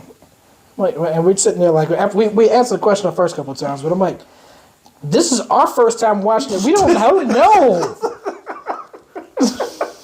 And I think it hurt her feelings because she got quiet. I feel bad. She's like, "Oh, okay." Yeah. Oh, I get it. Oh, don't let me have the captions on. My mom hates the captions. And it's so crazy because it's like I don't know anybody that's in between. Like I don't know anybody that's like I can do either or. It's like people hate them or we gotta have them on. That's very true. But here's what I don't say pisses me off. Here's what's crazy about it. My mom doesn't like the captions. But she'll ask me what they said. I'm like, if you had the captions on, because even I don't know even I don't catch everything. Yep. Which is why I have the captions on. Yep. Like, what they say? I don't know. What did it say at the bottom? You were watching at the same time. I don't know. You don't have to read the whole movie. You can watch, and then if you see something that you didn't hear, or if you heard something that you didn't, anyway. Because the whole reason I do the captions is one, to catch stuff I don't hear, as well as because sometimes, depending upon what movie you watch, like sometimes comedies, the captions tell you what people are saying in the background. Because sometimes they be saying jokes that you don't hear, but you catch it. Like, hey, I didn't know that person in the fourth row said that. Yep, and then like you said, it just be something that you didn't like. You'll be somebody just sitting there, and then it'll say footstep approaching. Like I don't hear any footsteps, and then yeah. Now that I don't like, or to be like melodic music playing. Yeah. I'm like, okay, all right, I hear that. Yeah. But then if they describe the music like ominous music, like thanks for spoiling it for me. Something bad's about to happen. That's why I don't like it because it's like okay, that tells me what's okay. I know what to expect now. Yep. So you got that. So like I said, cut back to Friday. So my uncle comes over. We're watching Equalizer 3. You ever seen Equalizer 3? I did. So okay, spoilers. It's not really a spoiler, but I'm just gonna say that. Spoilers. So there's a chick in the movie that works at the cafe. Shoot. Okay. Yes. She's she took him on a date, all that kind of stuff. So my argument to my uncle was, they imply there's something there between them two. Yep. But they never show it. They don't show it any further than the date. Like they go on the date. I mean, they have after the date, they have no other interactions that show any kind of room. It's just like, hey, what happened? Oh, we won the game, or here's your tea. She's in the movie, but it's like she's a background character now. Yeah, and then at the end when you have the big crowd, the big standoff between him and old buddy, she's in the crowd, obviously she's concerned because, I may not have no romantic, feelings with somebody, but I don't want them to die. Don't.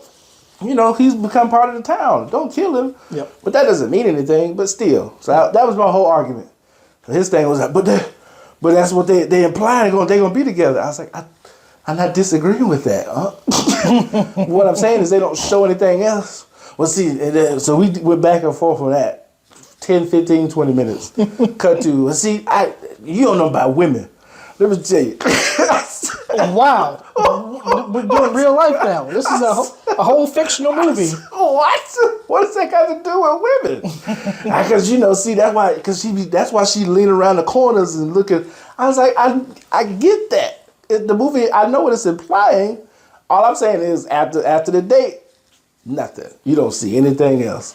So I have learned, and I don't know how much older he is, but I have learned, and you know, I don't know if I should even say this, but older people, their brains don't really, like, there are some people that I'm watching stuff with, and I will say, this is what I think is happening, or I'll just say it that way. Okay. And then it's like, they can't comprehend that. It's like, no, it's something as simple as this.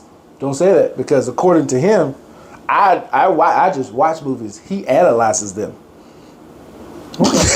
I want to watch another movie with him. I want to watch a movie with him. Let's watch Frozen. Let's see him analyze Frozen. That was his words verbatim. I see now you like your mama. You just watch movies. I sit down. I analyze them. I was like, okay, all right, cool, whatever, man. I'm sorry, you got another me on your hands. At least I'm not like insulting you. No, but like you're different because like, okay, if we have a disagreement, you may not agree ultimately, but you at least hear me out. Mm-hmm. Yep. He is like, no, you don't know women. How does that got to do with the movie? Sure. I see now. You just disregarded my whole argument. I was like, we're not even arguing the same thing. That's so funny. So, I don't know if we talked about did we ever talk about Equalizer 3 on there? I don't think, because I hadn't watched, I watched it twice back home. So this is my first So, time. Obviously, you know, Equalizer 1 was good. I didn't really care for 2 as much. It was still okay. But 3, I think, you know, 1, I didn't know what to expect. Because 1 was good, 2 I didn't care for. So I was like, 3, it could be either or. Now, 3 is very different from the other 2. It's a lot slower. It's a lot, you know, more methodical. And to be honest, if you all haven't seen it, haven't tried to see it, you may not even watch the whole thing. I think it feels longer than it actually is, because it feels like it's felt short to me. Okay, because to me it felt like a 2.5, 3 hour movie. Like when it got to, well, that's because you weren't invested, probably. Okay, I don't know. I might have been sleepy. I don't know, but like I was interested. But at what point though? You know what I'm saying? Like, were you interested from the beginning on, or did your interest, you know, go up as the movie went on? No, I was interested from the beginning, but I think I was sleepy because like it did to me kind of drag because he got injured. He was kind of nursing himself, so to me that felt like a long time. Gotcha. But see, like during that time, I just saw it as like, you know, him building that. And I guess maybe because I went in with the information from the trailer of them, him talking about how like he feels like he belongs here. Yep. So in my mind, I just looked at it as, oh, this is just them showing him becoming part of the town and him, you know, like building a bond with the people and stuff like that. Like, so it didn't really bother me too much. I agree with that. Question I have for you is because my uncle said something about this. In his opinion, he felt like in this one he was more ruthless, murder-wise. Do you agree or disagree? So I can't remember the kills in the other movies. Well, okay, let me give you the full because I'm just. So the reason why he feels that way is because in this one he, compared to the other two, in his opinion, because you know he analyzes. This is his breakdown. He feels he's more ruthless in this one because he's going after the guys, as opposed to like being reactionary in the other ones. Okay.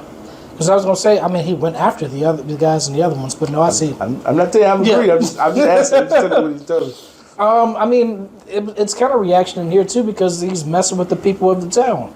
Mm-hmm. Okay, all right. But his thing was he felt it was more ruthless because he went after because he didn't wait.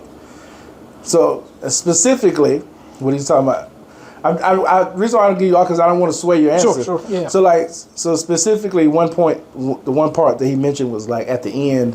So they had the again spoilers. I already said that, but like, so they had the end where they circled all around Denzel. He came out of the shadows, which was all right.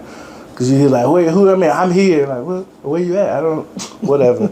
So they come out, they talk. So then of course, the crowd starts recording. So they leave. So instead of him waiting, he went that same night and killed him. Okay. I mean, to me, he's the same. I don't know. I mean, I don't know, man. My counterpoint to him was that the only reason that, so I had two counterpoints. One, my counterpoint was he did that because he knew they're going to come back. So it's better to be on the offensive than to wait. Yes. Yep. That's it's come back to me because it's still kind of fresh in your mind. I got it now. Go ahead. Secondly, he did the same thing he did in the first movie. Because, it's towards the end. So at the end of the first movie, like he went over across the country and he killed everybody at the house and then he could have gotten a shower. Yep. He did the exact same thing. It's just the only difference is in 3, you get to see him kill everybody as opposed to in the first one, he just shows up in the shower and when he's walking out, you see all these dead bodies. They did that too. In this one, it was just at the beginning. Oh yeah, with the wine place or whatever. Yeah. I had the first time I watched it, I didn't see that scene. Like the first time because my mom had already started it when I came in. He had already been shot, and he woke up at the other guy's house. Yep. So I didn't see I watched it the second time. I got to see that, which I mean, I didn't really miss much, but at least I knew how he got shot. So. But no, I think he was definitely ruthless. Shoot, so I remember the first one was the dude with the mustache, and they were in the big guy in a grocery store. I think he had a nail gun at one point. And he killed the last guy with a nail gun. Yep. The guy with the mustache, he stabbed him with like the glass because they were tussling on the ground or whatever. I'm gonna have to watch them all again. But no, I mean, I definitely like 1 and 3. 1 and 3 are great, and I would love to. It's cool. It's so crazy that I want to say this is made by Sony. I could be wrong, but I remember that a memo leaked, and they were saying that they didn't want to cast Denzel because they didn't think that a black lead, would do as well. And who knows if this was Keanu Reeves, if it was Tom Cruise, whoever, how much better or but I think it did great. You think it would be better if the main character was younger, as opposed to because, like, I guess I'm thinking more so like franchise wise on top of just like action you can do. Because I'm not saying Denzel doesn't work because it gives out the air of like, I have the experience. I've been here before, so I don't have to do too much to kill you because I know. As opposed to like if you have a younger guy, he could be more agile. The hand to hand could be a lot more whatever. So I was approaching that from a different point of view as far as like if it was, let's just say Chris Hemsworth. That name and actor alone would probably draw in more people, which is weird. Well, that too, yeah. But as far as like the action, I think it's a mixed bag. I guess not a mixed bag, but yeah, obviously action would probably be a little bit more visceral, even though I thought Denzel did pretty good. But at the same time, you have Men in Black International. You had I don't know if it's Extraction. Extraction is probably Captain America, Chris Evans, right? Extraction is Chris Hemsworth. Okay, so while I did enjoy Extraction, no, actually, Extraction wasn't bad. I was gonna say the action in Men in Black. Now the story. My issue was with the story. Yeah, I was gonna say it was. I don't know. It was. What's the word I'm looking for? I can't think of the word. It was more fluffy, and I know like that's a word I use when I can't really describe how I feel, but it just didn't. It didn't. It wasn't grounded enough for you. Yeah, that's probably what I'm trying to say. It was more kind of like comedic in a way. Yeah, I get that. But I guess it kind of goes with the tone of the movie too, because it's like it is a sci-fi type of alien type movie. So it can't be just all like hand to hand knife. It's got to be whatever.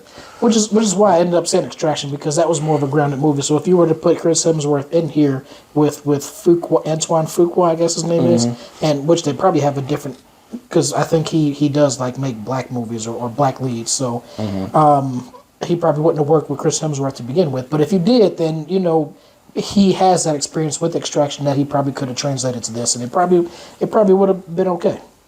Yeah, because like I said, I just look at it because like I said, like you were saying, I think Denzel does well, but I think the action is done through the lens of the experience, like I've walked away from it type of vet, as opposed to like if you have a younger guy, he's still kind of in the, like, hey, I can still do the little flips off the wall and whatever type stuff. When Denzel's more like his, like it's more methodical. Like I plan it out. I know the pressure points. I do this to make you kill yourself type stuff. Yeah. So I can see it being a different type of movie if you go younger. I could see it if Queen Latifah was in that role. They got 4 seasons. No, I did not know that. I learned it because they did an interview with this chick at the Macy's Day Parade, which A&M they opened for, which is great. I watched that. I wish I would have watched it. Huh? So I wish I would have watched it. It's on the A&M Instagram page now. Okay. But, it wasn't long. It was like maybe a minute or two. But yeah, they did an interview with a chick she's from the Equalizer show, and she was like, yeah, we premiering the season 4. I was like, season 4? They've had that many seasons? I don't know who watching this. Apparently, one of my other cousins, she was like, it's a good. I was like, you like it? I was like, I was okay. In primetime, show. I haven't watched a primetime show in so long. Here's the thing, Jen. I don't want to sound ignorant, but it's been so long. I don't even know what primetime show. Like, what do you mean? I don't know what that means. Primetime, like primetime networks. So, or the time itself. No. So when I think primetime, I think ABC, like the networks. Okay. NBC, Gotcha. That you can get on just regular antenna. That's what I thought, but like I said, it's been so long. I don't watch those like that for real, unless it's like on a Peacock, which it took me the longest to realize Peacock was NBC. Mm-hmm. I felt so stupid, Jen. Logo.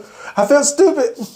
I was like, because I thought it was just another streamer that Peacock. It was like, it's called that because it's NBC show.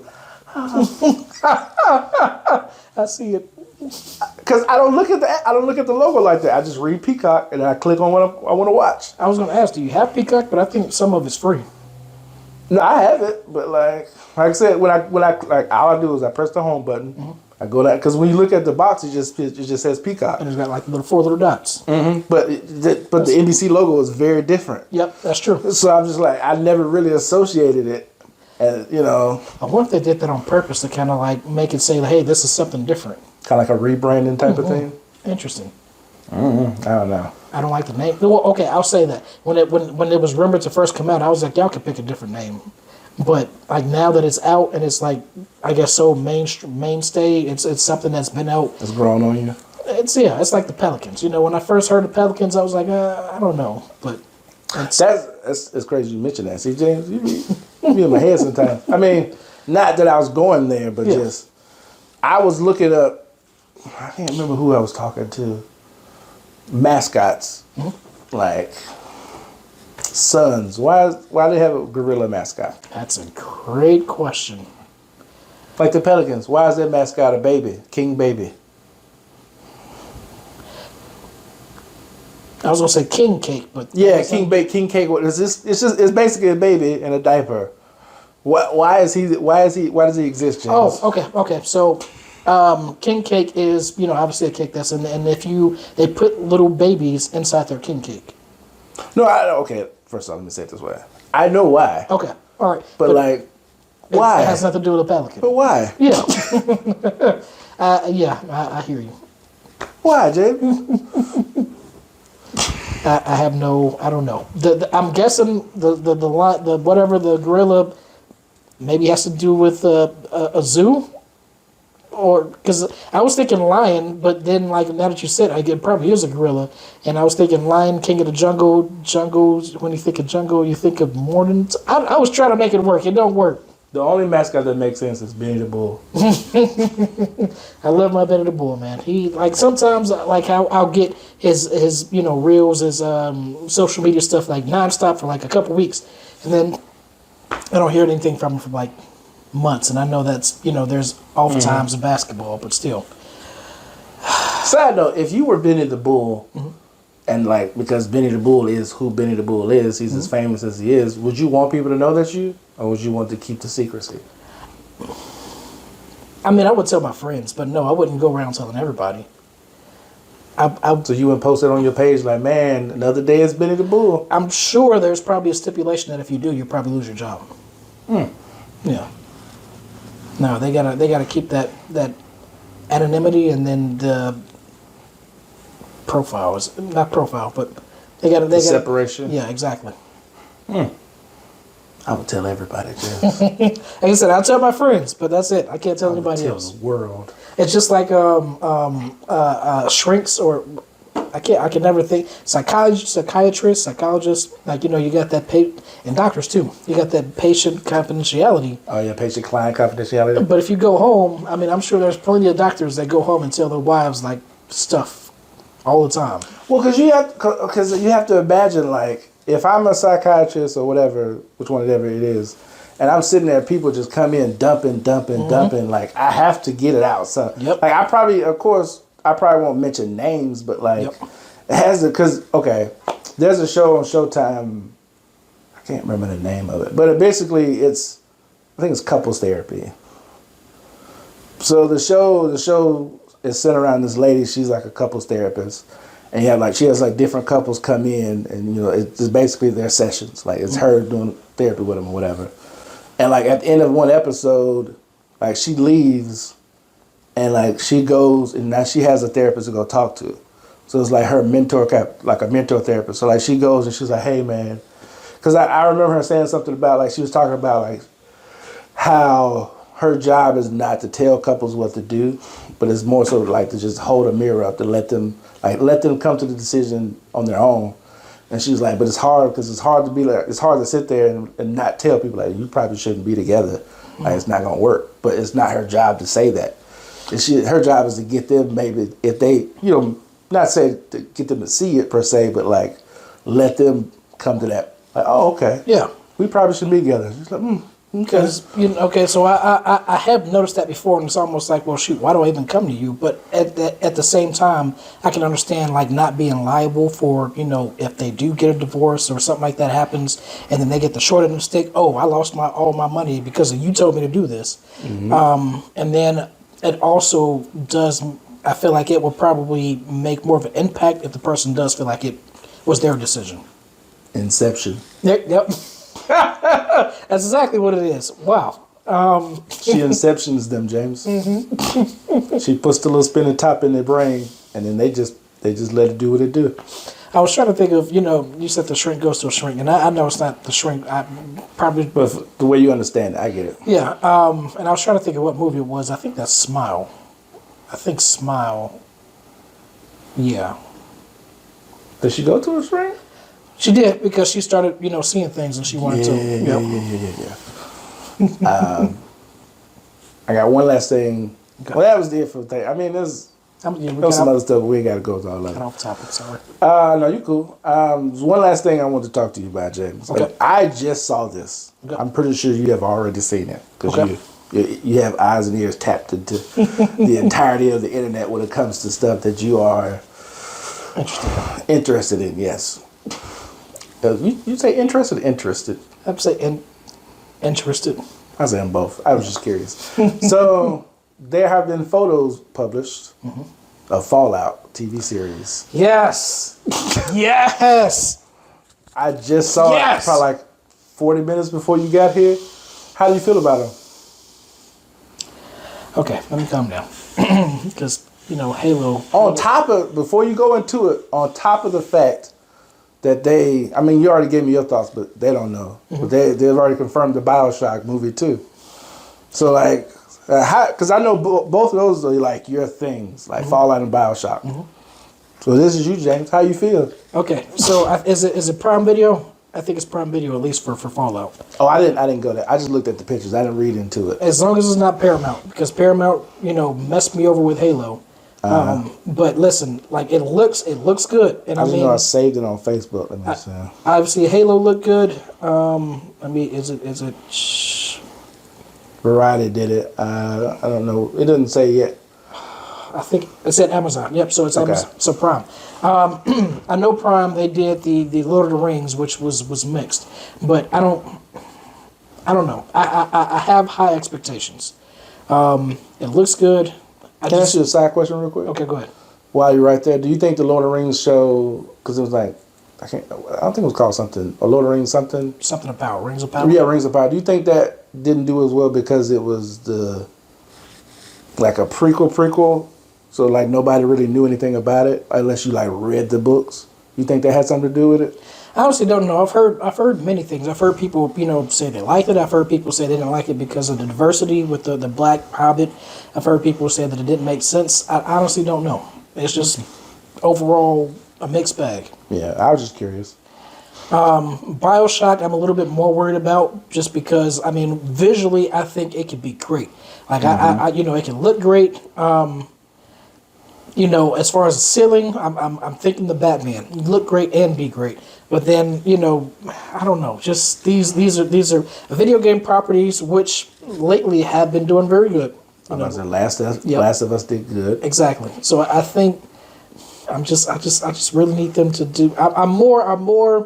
BioShock 2. I was gonna say I more want Fallout to do better. So based on the pictures of Fallout that you've seen, how you feel about it so far? It looks great. Like the first picture I saw, it looked computer generated.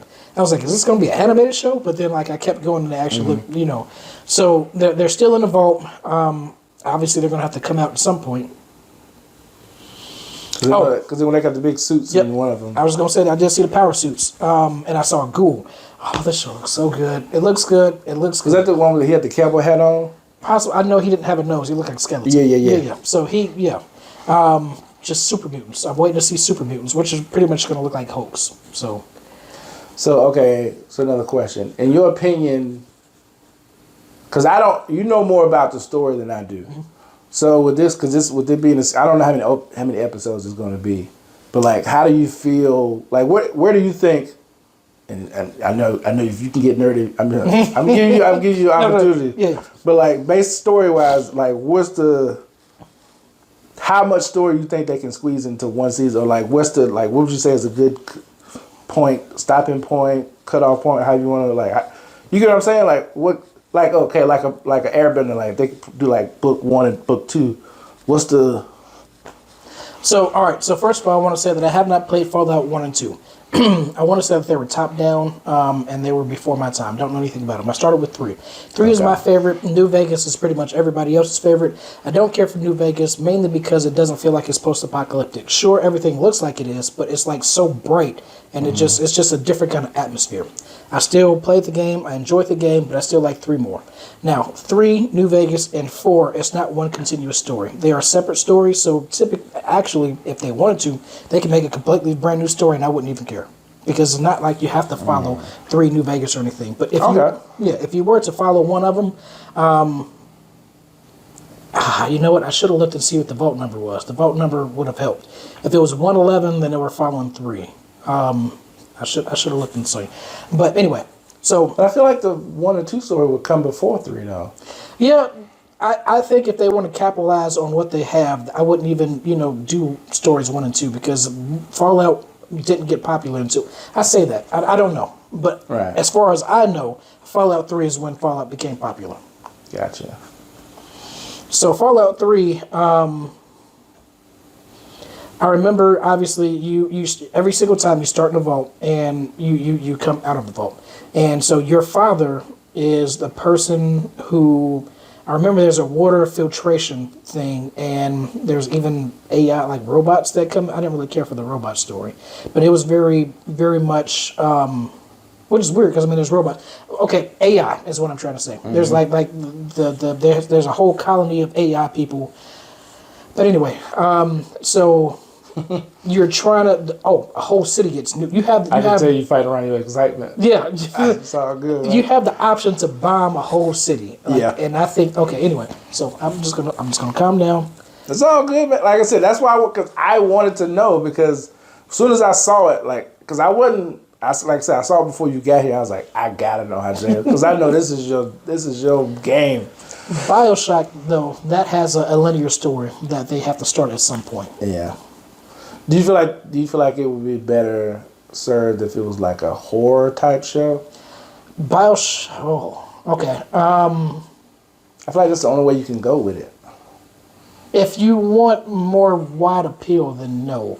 But I think you can have horror aspects in it, like every. Well, that's what I mean. Like, I ain't say got like deep horror, but Yeah. like just like a horror theme, like Yeah, like if you have like just like a person who is, but he has powers though. Oh shoot! I'm trying to think of like a horror movie that did well. Kind of like, okay, this is a horrible example. Okay. But like because I don't know how well it did or how well received it was, but kind of like a Haunted Mansion. Not as family as that, but it's still like it's a horror movie, but it's it's not like, oh, we got demons and you ghosts. It's just horror based. But, there's some scary stuff, maybe some jump scares or whatever, but it's it's palatable to kids. Larry, I don't know if you see my eyes watering, but I don't think BioShock's going to be good. I don't think it's going to be good. Because I just realized he has powers, and he has to go juice himself up. And Yeah, because they got I don't think it's going to be good.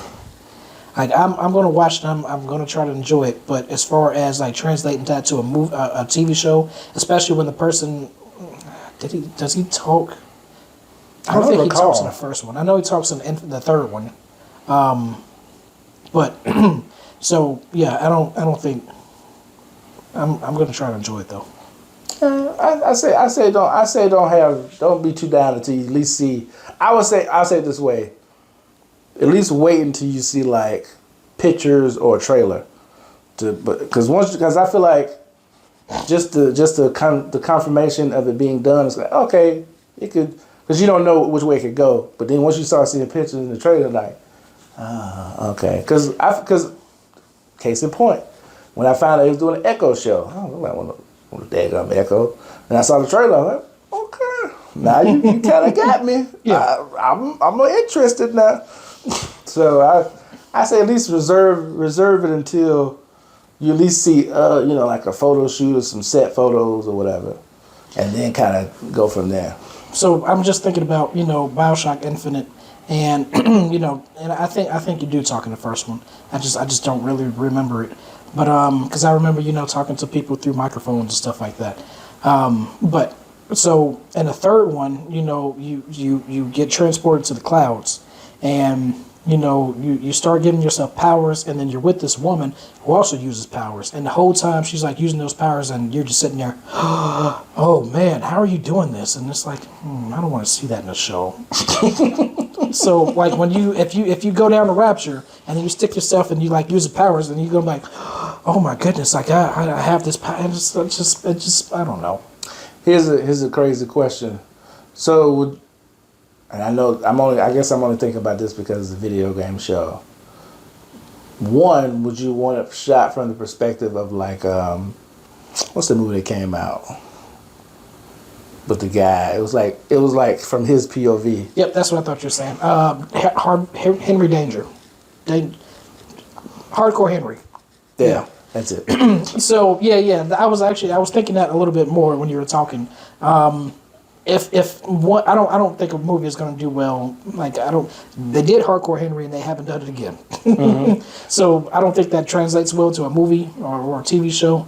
But maybe not the entire show, but like when he's in certain situations, it cuts to that. They did that with Doom with The Rock, and that also didn't do too well. I don't remember that movie. Yeah.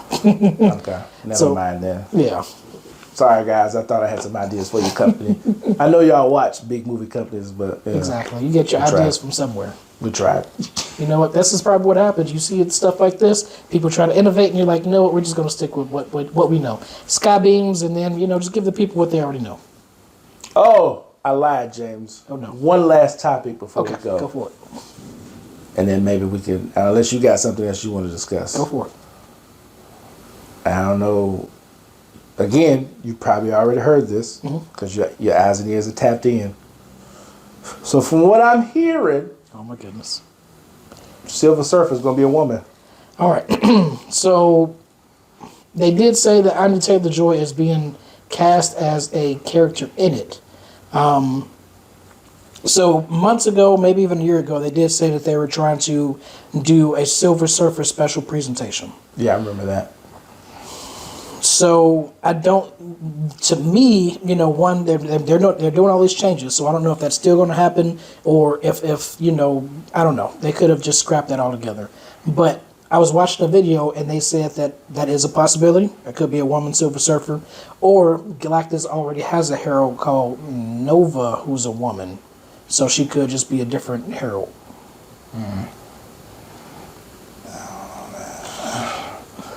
I don't know how to say this. I don't mind swapping things around. But I just feel like there are certain characters you just leave as they are. Yep. Everybody knows a Silver Surfer isn't just like Dar-Benn from the Marvels. You can gender bend that and nobody cares. No. But Silver Surfer, no. Listen, Marvel. That's and I'm gonna bring it up again. Like I'm not one of these people, but that is the example, the pure example of the MCU, and that's the last time I say it. The only comparison I can say is like, okay, so Silver Surfer, in my opinion, has to be a male, right? Taskmaster. Even though my introduction to Taskmaster was in like the animated version where it was a guy, if you want to change it to a woman, I'm all for it. I don't think the big issue was, well, I feel like some people still didn't like that it was a woman. Yeah. But I think the overall issue people had with Taskmaster was the way it was introduced. Like, because it's like, okay, if it's going to be a woman, cool. But the fact that she got her powers, or she got her ability rather, to copy from like a chip in the back of her head is like, okay, that's a cheap cop out. That, and she wasn't her own character. Like she was, Exactly. And while Taskmaster is kind of like an assassin or whatever you want to call it, but Taskmaster should be like the lead villain. Like you shouldn't have her as the background character to somebody else that don't even really have, like, it's not even. She had no personality. Yep, that was a waste. I don't know what the heck Marvel was doing. Again, I can't speak for other people. My only comparison is from the versions that I've seen in like animated form, which is like Taskmaster's, very talkative, very like, hey, well, like he may not go around saying I'm Taskmaster, but like in my mind, that's the personality. I'm Taskmaster. Yep, kind of fool myself. Yeah, like I'm ish, but like she was kind of like, I'm just here. Barely even talk. Yeah. And they like, hey, go kill. All right, cool. Hey, granted, fight scenes was dope, but it was like, who? Then they made a reveal. She's gonna call her Taskmaster. Like, what? That's Taskmaster? Yeah. I'm like, come on. Man, come on, man. So that's my like. Okay, make her a woman. Got no issue. Silver Surfer. I don't want it to be a woman. We can listen. We got Secret Wars coming up. This can be just a phase. That's no pun intended. And once Secret Wars happens, and then we condense all the timelines, then we can make it like what it's supposed to. So we can have the female empowerment phase, and then once we get back to the status quo. And I'm not saying that women don't matter. That's not what I'm saying. But just Silver Surfer should be a male. Is what I'm trying to say. I think my issue is like. Because I don't think neither one of us are saying we're against, like females being superheroes or superheroes being gender swap, whatever you want to call it. I think my issue is more so the fact of like when it seems like it's kind of forced, or not necessarily forced, but it seems like when there's no reason for it to be like so. Like why? Yep. Like you just did it to be doing it.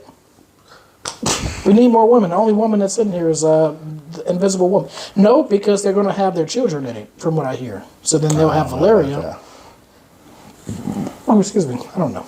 Because even when you did the whole like female thing in Endgame, like all the women got together, like I had no issue with that either. Boom, let's do it. It's just like a picture, and that was it. Yeah, but but those are characters who like again, I don't know much about comics, but like the characters that they were in that moment, they're like characters that like less known characters that you come together or something that like the chick from the Dora Milaje. Yep. Okay. I'm pretty sure nobody was checking, like nobody was like reading the comics like, boy, I can't wait to see her in the movie. I mean, maybe they were, but you get what I'm saying. Like she's not a Black Panther. She's not a, Captain Marvel or whatever, but like she was a part of that moment and she was just as important as all the rest of them. And back in the day, I remember we had this conversation. Like we were asking who, I don't know exactly what question, but who would we want to see like new have their own show? And I said Okoye. Like I like Okoye. Yeah.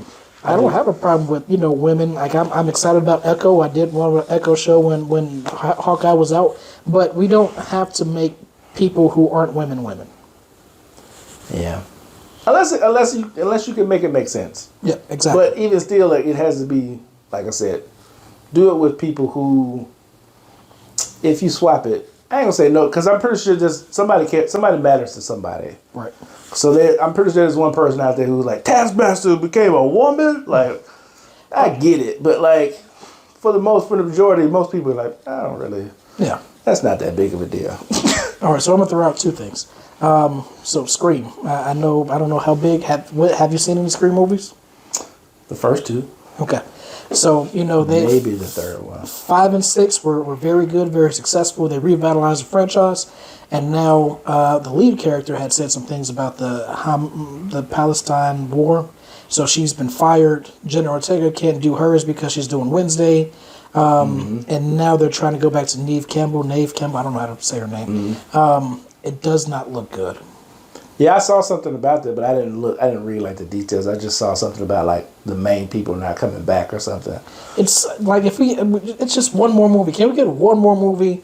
Like this is not the time to reboot things. We just need to. Or you just let it be. Yeah, now that I think about it, it's not like this was leading up to something. Just sometimes you just let it be, man. Okay. Just like John Wick, let it be. I agree. But no, they've already said we're doing 5. Like, why? Like I said, I believe that his story should end with him being at the high table. So if this is the last one, he should get a spot at the high table. That's the end. I agree with you. However, okay, I see it two ways. One, I agree with you that it should end with him being at least at the high table or in some affiliation with the high table. Take him out, possibly. Well, I could say either he'd be at the high table or he could become adjudicator or something like that. Whatever. Or you leave it how it is with 4 because now you get to go out like he's basically, I'm not going to say, because it ends with him, spoilers again, but I don't care. It ends with him having, basically him clearing all his debt with everybody. Mm-hmm. So it's kind of like he can end in peace. So it's kind of like, if it ends there, it's like, that's...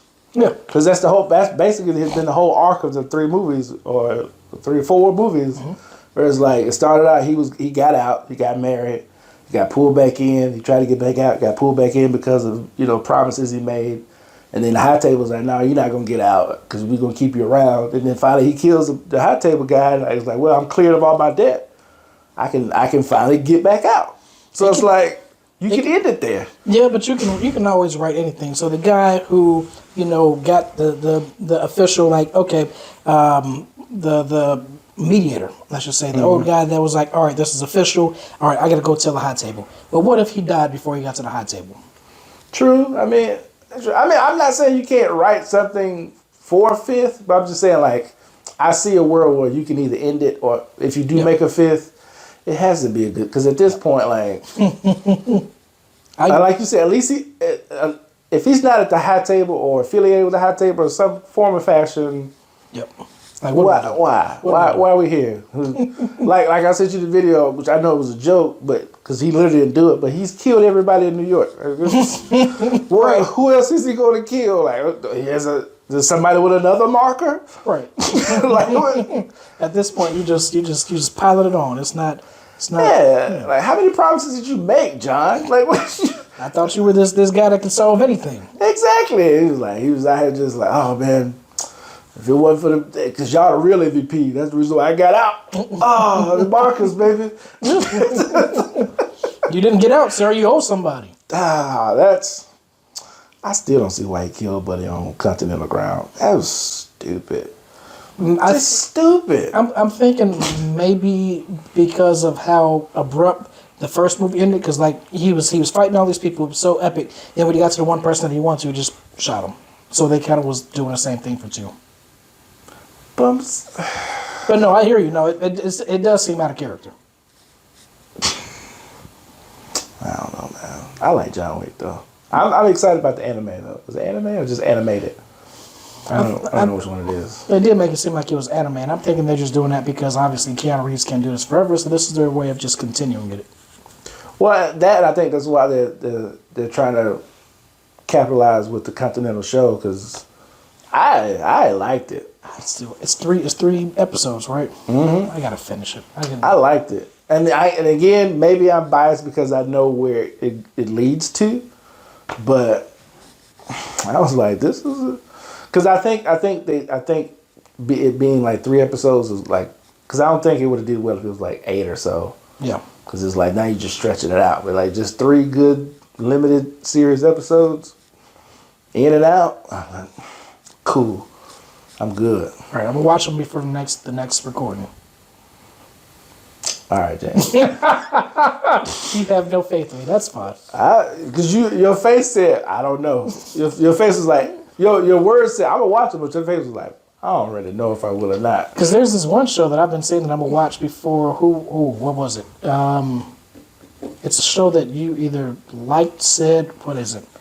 I can't remember. But it's a show that I said that I'm gonna watch, and I still haven't watched it. Do you know that it was on? No. Yep. Needless to say, I think you didn't watch that. It wasn't Twisted Metal. That I do need to finish that. I like Twisted Metal, but then again, I can't. Oh. It's a show. Maybe is it Paramount? It's not Halo. It's a show That's on Paramount. I don't know. Is it Yellowstone? No. I don't know, Dan. Forget it. Yeah. Was it The Changeling? Mm-mm. I'm trying to think of shows I've mentioned.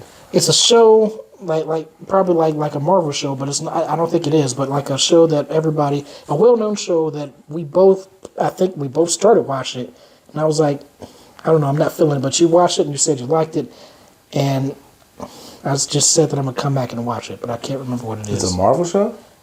I don't remember. Ahsoka? No, I watched Andor. That's what it is. Yeah, yep. I liked Andor. I rewatched Rogue One too. Yeah, I'm not gonna watch that movie I might. It was on cable, so I was like, I'll watch it. It still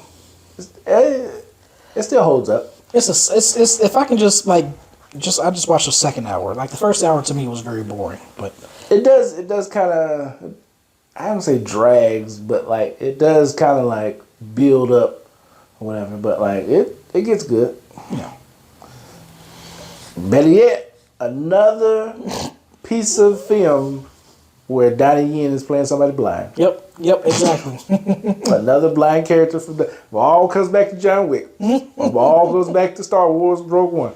However you want to look at it. I'd like to welcome you out to another episode. Hey, the big and short of it all.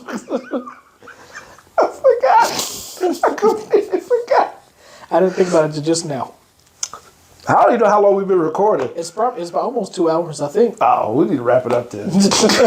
I did get rid of my Twitter because I don't know, Twitter's going crazy right now. Probably think about charging, and then all these companies and got off Twitter because Elon Musk, something, I don't know, whatever. I'm done with it. I feel you. All right, I usually start. You can start. It don't matter to me. You can find me on Instagram at DA_Bear, BEAR 29. Mm-hmm. You can find the show on Instagram as well, Big and Short of It All. Like and subscribe. Mm-hmm. If you got into this point, you probably got to start doing it in the beginning. But like, if you got into this point by now, just like and subscribe. That's all you got to do. Did you say YouTube? I mean, yeah, Big and Short of It All YouTube. Okay, because I don't know why I just zoned out. So I know I usually say YouTube, you say TikTok. But anyway, you got all those. You can find me on Instagram, HAPPEE _, MILOS. And that is all that I have. I put up a video about the karaoke songs, but no, I didn't get no answers this time. Yeah, I didn't. feel bad. I know Elijah put, Elijah sent one. Oh, I mean, I got a few. Like I didn't put his, but he put his, which was what was it? I read it. I don't remember. Sorry, Elijah. I mean, I can look it up real quick. I know, what's the name? Veronica put hers, which is Pussy Money Weed by Lil Wayne. So Fresh, So Clean is Elijah's. Yeah. I never heard of Pussy Money Weed. Yeah. That's a rap, right? Yeah, it's Lil Wayne. I didn't, you know, people usually don't. I mean, I rap when I go to karaoke. That's because I can't sing, though. Oh, yeah. Well, and then, too, like, when in the question I asked, I was like, it didn't have to be karaoke. It was just a song that you know. And so, used to be my first two were Michael Jackson songs. I'll never do it again. But Fresh Prince, I enjoyed doing a thong song. And I did train Hey Soul Sister once. I enjoyed it, but, you know, I can't sing. Oh, somebody else put Tell Me It's Real by Casey and JoJo or Killing Me Softly by Lauryn Hill. Can that person sing? Yeah. Okay. Quick story, karaoke. I just remember me and James, me and you, we did karaoke together. And we did, what was the song? It was Ludacris, I think it was Ludacris and Usher song. Okay. And I think I was going to be Usher, or you was going to be, no, I was going to be Ludacris. You was singing the song, and I was supposed to come in with the rap on Ludacris verse. And I didn't know any of the words. I came in like, yeah. What? Did I end up singing? I mean, did I end up rapping it? Yeah. I was going to say, what? I don't know why I chose to be Ludacris. I guess we were having fun. I was like, yeah, That's what he said. And he was like, I got it. I was like, I don't know. I don't know these words. I love it. Because I thought I knew, because you know how you think you know them? I was like, I don't know. If you hear the words, you know it. Yeah. But here's the issue. Well, I ain't said the issue with karaoke. The reason why I don't like doing karaoke, because, like, one, I don't know words of songs, which is pretty evident by the game we played. Yep. But, like, I know them when I hear the song, but with karaoke, you don't hear the words, you just hear the music. So I'm just like, I'm trying to, in my head, like, but the words on the screen, now you got to put it to the melody. It's just too much. And then, it's the timing, and then sometimes, like, they'll do background vocals. I'm like, I don't listen to background vocals. Too much, man. Yep. I was like, yeah, it was an embarrassment. It was fun. For me. No, the worst one was like I tried to get up there and do Sugar Hill Gang. I thought I knew this song. I said hip hop. And that was it. Like I did the quintessential like, hey, you guys do it. I didn't know. I said, that no good. Is there an option just like, you know what, I'm just taking my L. You can cut it off. I stayed for the whole song. Like some lady started rapping. I said, here, you do it. I didn't know any of the words. And what's the worst feeling is that, you know, you hear somebody that can sing, you go up there, everybody's like into it. And then you get up there and you do your song, and then they just all on their phones, they're talking, they're just not interested in it. Especially in the room that's kind of small, so you see all of it. Like, No, so listen. y'all don't care, huh? That's when I just leave, because like the one that we usually go to, I almost feel like dude was racist anyway. But you know, he'll let us play, you know, our one black song, and then it's like you put in another request, and you don't get caught up to the stage at all. Oh yeah, no. I remember I went one night. It was this white guy. I sung one song, which people say I can sing. I don't think so. I call it I can hold a note. I don't think I can sing. I can just hold a note. Okay. Like Dexter can sing. I just hold notes. Compared to me. Well, I mean, compared to like somebody who can't sing for real, like it's gonna sound different, but like it's still not like, you know, whatever.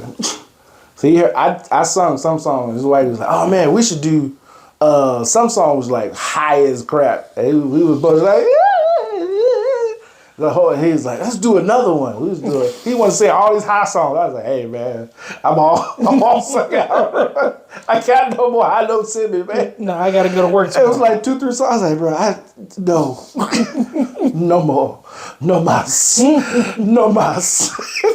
I love it. Well, that was it. Yep. Thank y'all for listening. You got your last remark. I know I put you on the spot. You ever went to a friend's house and food and wasn't no good? Hey, Hey.